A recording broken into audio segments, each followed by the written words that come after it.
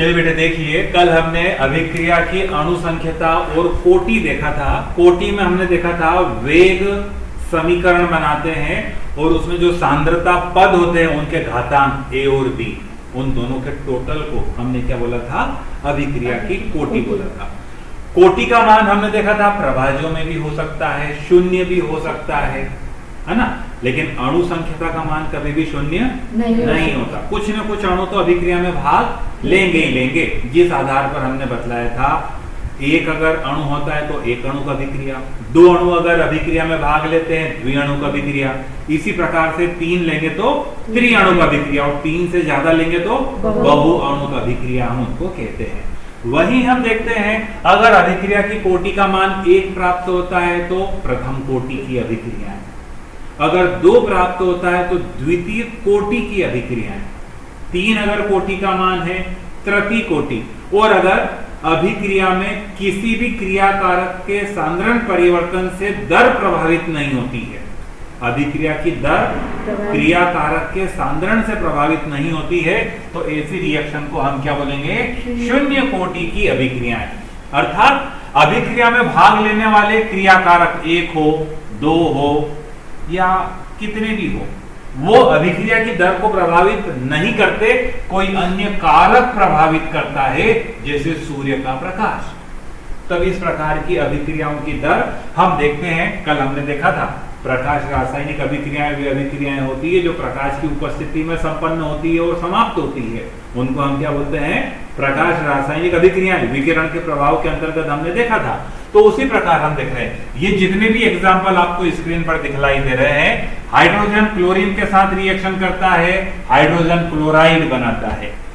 Nitrous oxide platinum उत्प्रेरक की उपस्थिति में ब्रेक डाउन होती है, टूट जाती है नाइट्रोजन और ऑक्सीजन में। इसी प्रकार अमोनिया का वियोजन प्लेटिनम उत्प्रेरक की उपस्थिति में संपन्न होता है, नाइट्रोजन और हाइड्रोजन गैसों में यह डिवाइड हो जाती है।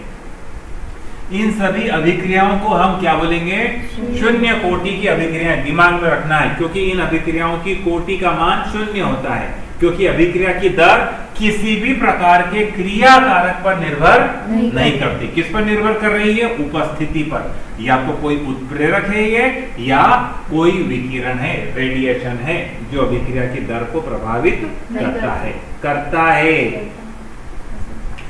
प्रभावित कौन करता है, विकिरण प्रभावित करता है, ये अणु प्रभावित नहीं करते। अगर ये अणु प्रभावित करते, एक अणु प्रभावित करता तो प्रथम कोटि, दो प्रकार के अणु अगर प्रभावित करते तो द्वितीय कोटि। समझ गए आप बात? दोनों पॉइंटों को बहुत ध्यान से समझना है बेटे। एक अणु संख्यता, अणु की संख्यता, और दूसरा कोटि। देख करके हम बोल रहे हैं ये द्विअणु का अभिक्रिया है, लेकिन कोटि का मान क्या है, हम देख रहे हैं बेटे, समझ जाओ इसको कि दो अणु भाग ले रहे हैं, इसमें भी कितने अणु भाग ले रहे हैं, दो अणु, इसमें भी कितने ले रहे हैं, यानी सब द्विअणु अभिक्रियाओं के ही एग्जांपल है, लेकिन इन सबकी कोटि का मान क्या है, क्योंकि इन अभिक्रियाओं में क्रियाकारकों की सक्रिय मात्रा अभिक्रिया की दर को या अभिक्रिया के वेग को प्रभावित किसी भी रूप से नहीं करती है। ठीक है, शॉर्ट क्वेश्चन आता है, शून्य कोटि की अभिक्रियाएं किन्हें कहते हैं, उदाहरण दीजिए। 2 मार्क्स का क्वेश्चन बनेगा ये, डेफिनेशन देकर हमको कोई भी एग्जांपल लिखना है। अब अगला क्वेश्चन हम देखते हैं, आभासी या छद्म प्रथम कोटि की अभिक्रिया।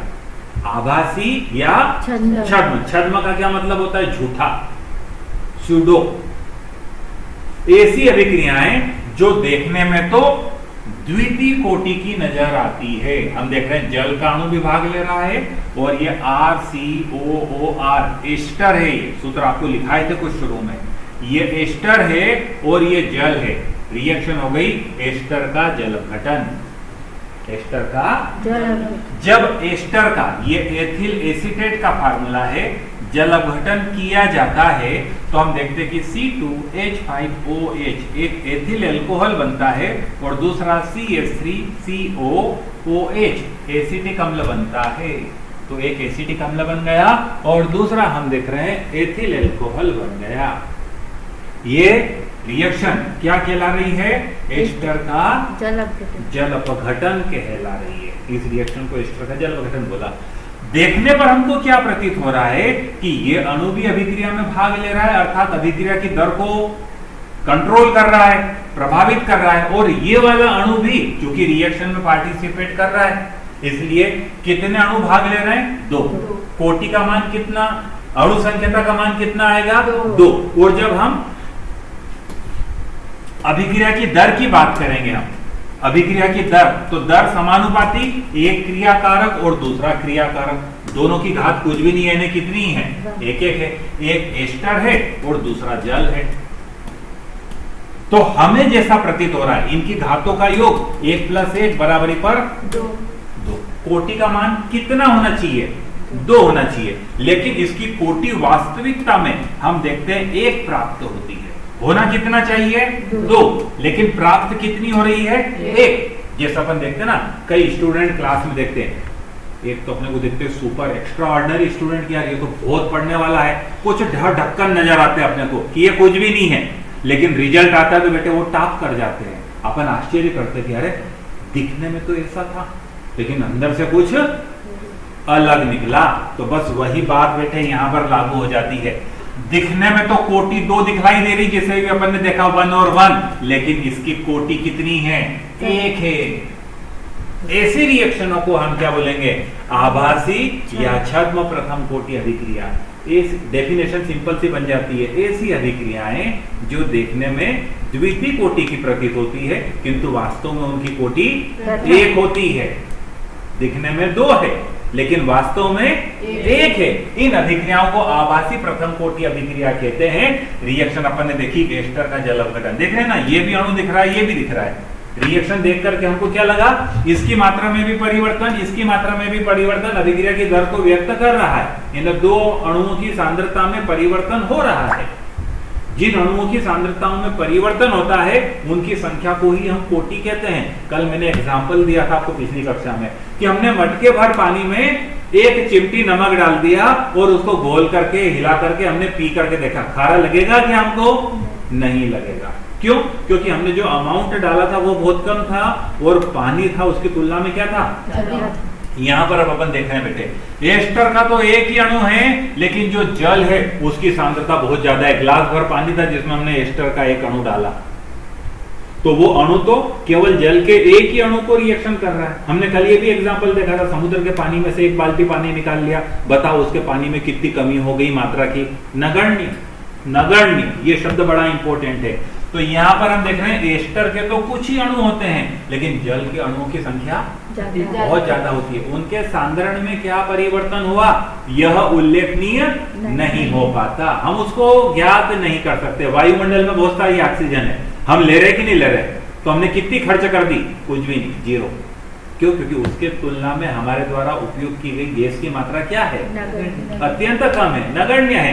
तो यहाँ पर ये नगण्य वाला पॉइंट ही कर देता है कि कोटि 2 थी लेकिन कोटि कितनी आई? 1। क्योंकि एक की मात्रा में परिवर्तन हुआ, दूसरे की मात्रा में कोई परिवर्तन उल्लेखनीय नहीं हो पाया। ठीक इसी प्रकार शर्करा का प्रतिलोमन, ये भी एक एग्जाम्पल है। ये शर्करा का सूत्र है, शक्कर जिसको अपन बोलते हैं, C12H22O11। जब पानी के साथ रिएक्शन करवाते हैं तो C12 है, H 22 और 2 कितने हो गए? 24 हो गए। ऑक्सीजन 11 और 1 मिलकर के कितनी हो गई? 12 हो गई। कार्बन कितने? 12। देखो उधर 6 और 6 मिलके कितने हो गए? 12 हो गए। हाइड्रोजन 22, 22 यहाँ पर है और 2 यहाँ पर है। 22 और 2 कितनी हो रही है? 24 हो रही है। यहाँ पर भी अपन देख रहे हैं 12 और 12 कितनी हो गई? 24 हो गई। ऑक्सीजन कितनी है? 11 और 1 12। उधर भी अपन देख रहे हैं 6 और 6 हो गई। कहने का मतलब सुक्रोज का जो अणु था वो जल के द्वारा वाटर के साथ में रिएक्शन करके 2 पार्ट में डिवाइड हो गया, ग्लूकोज और फ्रक्टोज।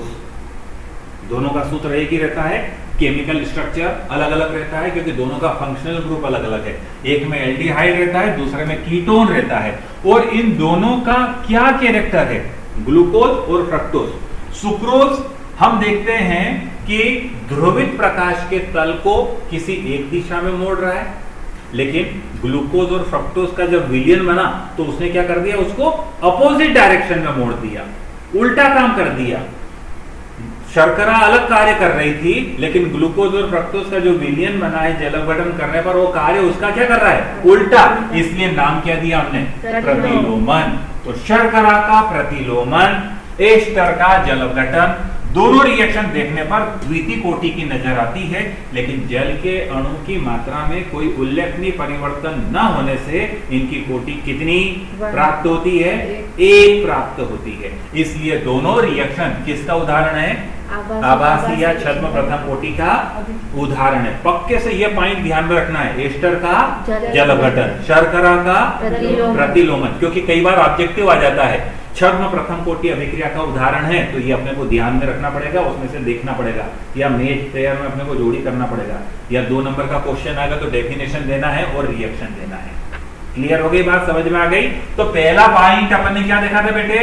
शून्य कोटि की अभिक्रियाएं, ऐसी अभिक्रियाएं जिनकी कोटि का मान शून्य होता है, शून्य कोटि की अभिक्रियाएं कहलाती है। हम देख रहे हैं किसी मीडिएटर माध्यम की उपस्थिति में यह संपन्न हो रही है। मीडिएटर या माध्यम हम देख रहे हैं कैटलिस्ट हो सकता है, उत्प्रेरक हो सकता है, रेडिएशन हो सकता है, या अगली रिएक्शन अपन ने देखी आभासी या छद्म प्रथम कोटि की अभिक्रिया। देखने में द्वितीय कोटि की प्रतीत होती है, लेकिन वास्तव में कोटि का मान 1 होता है। ऐसी रिएक्शन को हम आभासी या छद्म कोटि अभिक्रिया कहते हैं। देखिए दोनों शॉर्ट क्वेश्चन को कुर्ती से फिर आगे बढ़ते हैं।